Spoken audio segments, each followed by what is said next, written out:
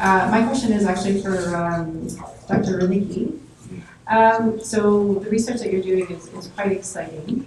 Now the idea of the muscle replacement, is this something that could potentially really benefit older boys with Duchenne who have already have some functional loss? Is that obviously theoretically, because this is still very much experimental, but in your opinion, is this a therapy that could potentially benefit those older boys? Well, we really don't know for sure. Yeah. Right, and is this one? Yes. Yeah, I mean, the question is how inhibitory will be the fibrosis and fat infiltration to the repair process? Yeah. Though I have seen in other contexts that the repair process can deal with that and remodel tissue if it's fully activated. So I'm hopeful, but we haven't done that work yet. Okay, thank you.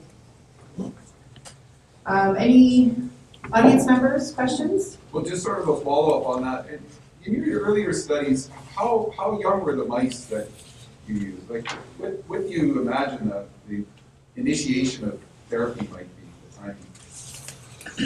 You know, common sense wise is younger the better. Right. And I think that will remain common sense, and we'll see that. But as I would imagine, as these different approaches enter the clinic, addressing the age question will be more and more important. So obviously, looking at aged animals is important, and there's also different models that one can use. Is there a finite number of satellite cells? Can you deplete satellite cells? So in DMD, there's actually a 3 to 5-fold increase in the number of satellite cells. There's overgrowth of the stem cell compartment because they have troubles leaving that state because of the loss of asymmetric division. So at this point, we don't imagine an intervention will deplete the stem cell compartment. And in fact, what we found is that in normal mice, the intervention that we're developing does not deplete stem cells. In fact, is relatively ineffective. So that as the tissue becomes more normal, it basically self-regulates itself, which is really an interesting observation. I have a question, just in following up to that. Any anticipated adverse effects that you guys are forecasting as you look into this? Talking to me? Yes. Yeah, obviously safety is huge. The full toxicology package has yet to be done for the trials application, the IND application. That's in the coming year. So far, we've dosed mice for several weeks and seen no adverse effects in terms of their weight and so on. They seem pretty happy and they're running faster, so all looks good. But the full tox package has to be done. Yeah, question for, sorry, Ricky, Dr. Ricky. I think someone better ask some of my colleagues. I don't know the name, but yes, that you're there. You mentioned that down the road it may be helpful for the boys and girls to get various treatments, not just one. And a lot of money is being spent on research, and sometimes I wonder if you guys would work together in any possible way to share thoughts, ideas, results, to maybe speed up all this as time goes on and we want a cure or a treatment or something. Is there any way you guys can cooperate together? Yes, I know certainly we work very hard to reach out to different players and look at a combination. Some companies are very open to that, others are much less so. I know certainly in the cancer area, for example, where combination therapy is really an au courant idea, especially with immunomodulation combined with chemo, and it's been very difficult to get the companies to work together. So this is something I think that patient advocate organizations can play a really important role in to help open those bridges. It depends on the culture of the company, but there's the competitive aspects that can interfere with that. Saying that, I don't think the science is impeded at all. I mean, all of us are working very, very hard to advance the science. And there's been tremendous strides. I mean, just in the last 20 years, where we've come from and where we are now, it's amazing what we now know and what's entering the clinic in terms of testing. As a parent, it's incredibly frustrating because it seems wastefully slow. And I understand that, and there's many pitfalls and dead ends and other difficulties that are run into in clinical translation. But on the other hand, it's happening. And in the big scheme of things, it's been a remarkable sea change in what's happening, at least from my 20-year perspective. Jean and Lauren, can we get your input too on what you've seen, or what you're witnessing as far as cooperation, collaboration is concerned? I know when we grant funds, just for your information, one of the criteria in our granting is that the researchers do collaborate with one another. It's part of the contract that we set with them. And so I mean, what we've seen is it's been very encouraging, but if you others can speak to it and what is appreciated. I think that the questions raised, addressed, are basically because of two gaps. The two gaps are, one, we do not have trials or very little trials for older boys and teenagers and young adults with DMD. That is definitely not good. So that's one gap. The second gap, I do think that this point to this combination therapy. So I'm so pleased to see, representation from PTC, Italia Farmaco, Sarepta, and a few other companies. And my question is, what do we need to bring you all together to say, can we, now that we have boys on certain drugs as open label for a period of time now. So is it possible now for us to start getting you to agree to allow us to add on combination therapies? And are there forums for which that this is going to happen quicker if we bring you up as different, companies working together with Duchenne? I'm just kind of raising that possibility. And I can add on to what the last two speakers have said, is that I definitely think the advocacy plays a critical role. I think events like these are what have the different companies interact. This is when we hear from the families and can take it back to the different sponsors to say, what we keep hearing is the importance of combination therapy. Many companies are hesitant to start right away when they're in early phases because they have to first make sure that alone the drug is safe, and then we have to obviously make sure there aren't any type of drug-drug interactions. We've seen several companies test it out, so Sarepta and Catabases have worked together and presented posters on kind of that combination of those two particular ones. Some of the advocacy groups in the US have formed the drug development roundtables specifically to have the companies all come together in a forum to be able to talk about their different programs together. There's been efforts by, again, Parent Project Muscular Dystrophy to have a platform protocol where we could have each company have a different arm. So I think this is, again, moving towards more collaboration, sparing of the patients, because we know there's so many different trials that could we have one where everybody kind of participates in one collective group where, again, the placebo arms could be cross-shared. So I think there's a lot of talk of interaction with companies because we do see that it's one of these efforts where you can't do it alone. And so what others are discovering are then shared in scientific meetings. There is quite a bit of interaction, even though there's competition. I think it's friendly competition in terms of all wanting to have the goal of finding a cure and improving quality of life. Super. Thank you. I think, yes, question. So as families, so we've been involved with Muscular Dystrophy Canada for about 13 years, ever since my niece was diagnosed. And what I find is difficult is that what tangible actions can we take for advocacy? Because we support the local chapter here, we raise funds, we do all kinds of things. But there's so many different organizations that are doing wonderful work. Which ones do we support, and what are actual actions we can take for advocacy, for example, for treatments, for clinical trials? So I think that's where we see the gap, is we're not sure where to put our time, energy, resources, and what's going to move these types of things forward quicker. So this is fabulous because I don't think we've ever been involved in anything quite like this before. And so now that we're here, what actual action can we take as a family to move the great work you're doing.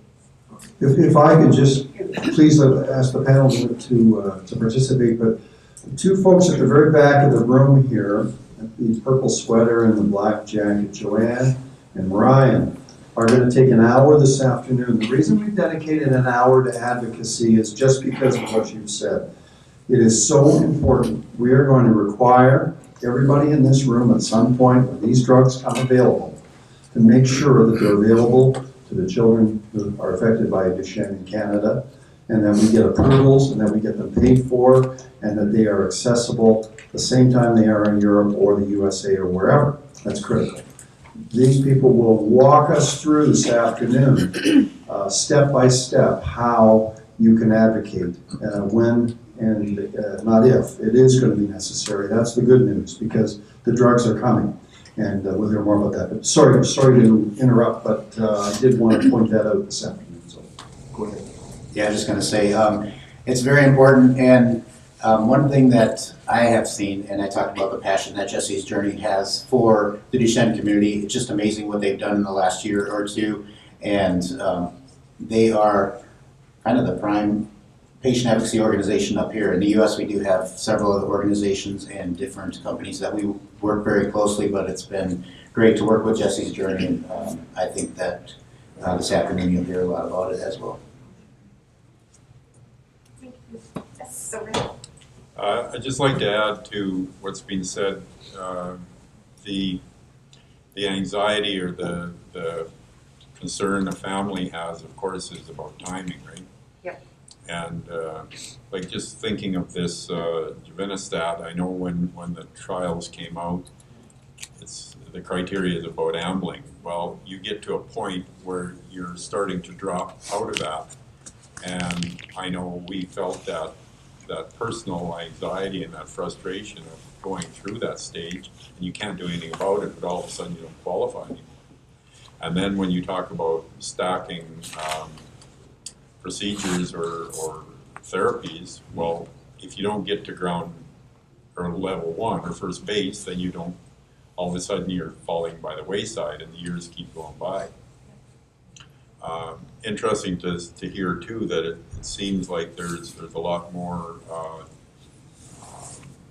availability or moving quicker maybe in Europe and in the US compared to Canada. That's unfortunate, because we should be right there, shouldering right in with them so that we can be just as far advanced as any other areas of the globe. So, you know, we're very fortunate to have Dr. Ma, Children's Hospital, right here in Western Canada. I see, you know, when you put the map up, there's a dot up there in Alberta, and we are part of, and that's good news. We just need to keep pushing so that, you know, as advocates for our children, for our families, that time doesn't slip by. And so, you know, a simple thing like ambling, whether they do or don't, I remember we were there. We were trying to get our guys doing their thing, but we weren't quite there. We were past that stage. No, absolutely. So and I mean, it's Jesse's Journey is here to support you, and we have many efforts that we have been working on and continue to work on. So we're going to talk a little bit more about that this afternoon. But absolutely, I think that this is a conversation that should always be happening, and continue to have that conversation moving forward. So stay tuned for this afternoon, because I think we'll get a bit more on that then. Any other questions, John? Oftentimes I feel like the elephant in the room is the word politics. I fail to understand why advances in other countries are not accepted here. I'd like to hear your overview from each of you as to where do you see Canada in relation to the thorny question of politics. Because it seems like Health Canada has gone overboard a little bit in wanting to make sure that everything is exactly as it should be. Why is it different in other countries? Is there exactly as it should be a lot lower bar than ours? I don't understand that part. I've never envisioned Jesse's Journey being on the steps of provincial legislatures with placards and anger, but delays that sometimes seem worth questioning lead me to think we're inching toward that. We don't really want to go there. But how do we go about working with government to make them understand that these children are all on a clock? And they don't seem to get that. But they have plenty of time to do study after study after study. They do studies of the studies. And it just seems that time is not something they seem to be cognizant of when the evidence is there in other parts of the world.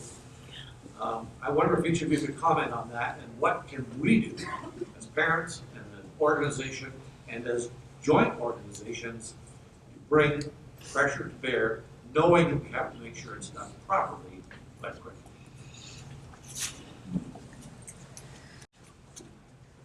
Well, I have no end of opinions, so I'll go first. I think one of the issues the regulators or provincial governments have struggled with, is this on? Is the how to deal with rare diseases. One of the things I think we need to emulate is what happens in cancer, where patients are able to access cutting-edge clinical trials, and that has essentially become the standard of care at our cancer centers here and there. We need an analogous approach for rare diseases, where clinicians who are trained as trialists can engage pharma and industry and deliver these sorts of cutting-edge clinical trials to their patients. And we really haven't had that in Canada. And we were discussing earlier, Dr. Wall and myself, why that might be. Certainly, I know when I first started in this business, there were neurologists taking care of DMD patients who weren't trialists. That just wasn't part of the culture. But that's changed now, as we can see. But we need more individuals like Dr. Ma across Canada and there's also no clinical specialty dealing with rare diseases. So if you're in blood cancers or in cardiac, heart, there's specialists who specialize in that area. And so that I think also has hurt the progression of the field. Now saying that though, it's now starting to happen. I think we're at this tipping point where there's a national network for neuromuscular disease that's been organized, patient registries. There's no reason why these clinical trials should not be done in Canada. We have a very common standard of care. It's the patients are eager to go. It has to happen, and I'm hopeful that we're making progress. And I'd like to hear from Dr. Ma about what the next steps should be to push this along. It's a very complex scenario where the first thing first is that you are all here and you want your child to benefit from this treatment. And so the first thing first is to help each other, strengthen your connection so that you have the resources and support to take care of all your responsibilities. Because I know that is already a very big demand. So let's take care of each other, let's communicate and make sure that you have the support that you need. So then the next level is, I do think that in part because of how challenging the care of Duchenne has been, we could do more awareness promotion. And I do think that looking at the experience with another disease, spinal muscular atrophy, where we now have a very expensive but yet government paid for therapies, okay? So that would be an example where I see families working together, not in a kind of fighting against the government, but working with the government to say we are here representing the needs of our children. We need you to know what it is like. We need your help to make sure the drugs, they are going to come up in the pipeline. They are going to be very expensive. We need them to be aware of how important it is because just like other rare diseases, Duchenne is going to be best treated if we can diagnose it early and if we can offer treatment early. So I do think that, we can all help each other, and you can help by engaging in a strategic way with people who are members of the parliament, people who are in your community, just to raise awareness. And I think that the third level that I'm hoping is that, we are one meeting here. Can you imagine if we can join arms? So I do thank Jesse Journey. I do thank you all for coming today, because this is really a great opportunity for us to join hands together and share strategies, how we can engage in the type of combination research, looking at treatment for older children with Duchenne, and also having that way of connecting and saying, oh, well, how do we get drugs approved? One thing we are grateful for in Canada is that the Flacicort is still available through a special access program at low cost. Okay? So this is not the circumstances for other people living in other parts of the world. So this is an example where we have something to be very proud of. We have a great healthcare system. We just need to continue to work together. So that's my thought. Can I ask maybe Brett and Lauren, say whatever you want to say, but can you also address the U.S. environment where there is an orphan drug policy and rare disease policy, and the benefits that's brought or the challenges it's brought, because we don't have such a creature in Canada, as we all know. And please say whatever you were going to. Yeah, no, I was just going to say that the challenges are real, both in the U.S. and Canada. Just last month, we did a Town Hall Canada meeting up in Ottawa with Jesse's Journey as well. We talked about that. We had researchers, we had parents, we had court there. And that was a big discussion that we had, is how do we get these drugs approved in Canada? The U.S., we've had some success, but also it's a big challenge as well. PTC, and specifically, we are working with them. We're giving them, working with FDA and Health Canada to try to give them the information that they're looking for. But some of the things that I've heard from Dr. Janet Woodcock from the FDA, when Sarepta's drug was actually getting approved, one thing that she talked about was they don't want to make a mistake by approving a drug that doesn't show that it's all that effective. But she also said that it's even a bigger mistake if they don't approve a drug that shows some success. And the big thing that helped Sarepta was basically the community, the voice of the community. And you guys, as parents, you guys play a big role in that. Voicing your concerns to the government, both in the U.S. and in Canada, I think is a big part of how we can try to make changes. Again, I think it's going to continue to be a challenge, but at this point, I'd say just continue to voice your concerns and how we need to get these drugs approved. As a rare disease patient myself, I understand how important it was for me. My drug was approved in 2015, and we didn't have to go through the challenges that you guys did, unfortunately, for the Duchenne community, but hopefully just continue to voice your concerns. And then to just piggyback also with some of the other comments that have been made here, I think sharing strategies is critical, and so using the advocacy to share those. In the US, we've seen a lot of efforts towards providing guidances for the regulations, so there was a lot of efforts being done led by families to be able to provide FDA guidances, and I think what's critical is to then use these in other countries to say, this has been a model that's been adopted in the US, can we find ways to adopt that same model here?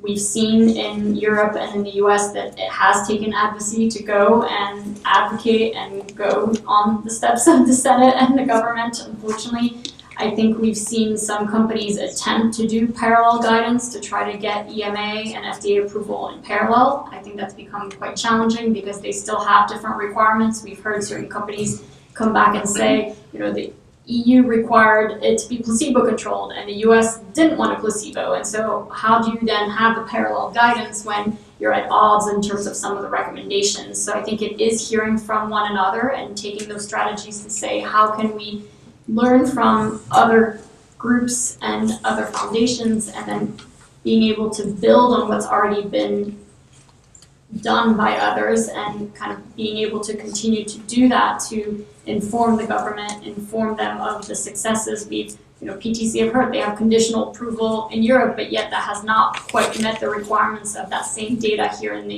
US and in Canada. So I think we have to really work together to share what were some of the barriers in terms of what are the needs for parallel guidance or multiple country approvals. Each country tends to have certain different requirements, and so I think it will take the families to say why. Why are certain criteria different in Canada than in the US than in Europe, and then Eastern Europe that has even more challenges and barriers there. And Jesse's journey is doing just that. We're going to talk a little bit more about that this afternoon as well, and some of the things that we have been doing to work towards that. But like you said, it's not going to end. We have to just keep knocking down that door until we get there. Are there any other questions for the panel? Sorry, I have one more question, and it's basically for all of you. Are any of you aware of any trials or research going around with females with muscular dystrophy? And the second kind of question is, how do we advocate for more research to be done with, I know it's a very rare group within a rare group. Yeah.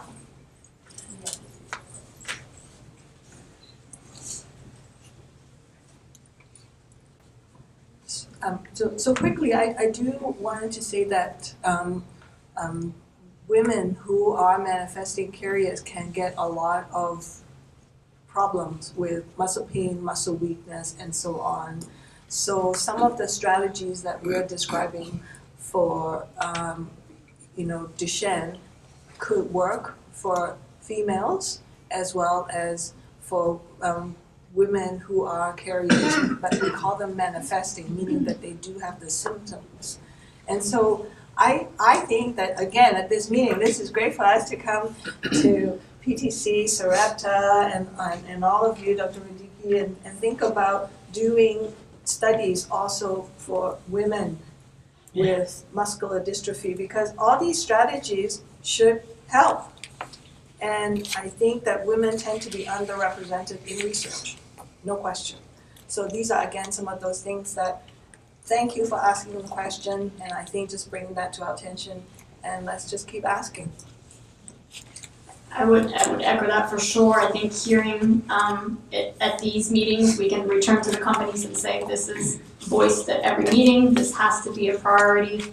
There has to be other arms added to these trials where we can study this additional rare population. I think continuing to collect natural history on the patients. There's trials nationwide in the US that I think can be done remotely, where it's surveys and some cardiac assessments to really understand, because a lot of the issues we see even in non-manifesting is that there's still cardiac presentations that need to be addressed. And so there's the manifesting carriers that have maybe a similar presentation to the Duchenne boys that are very important, but also some of the carriers that may go undiagnosed with some of the heart problems and need interventions to help the heart.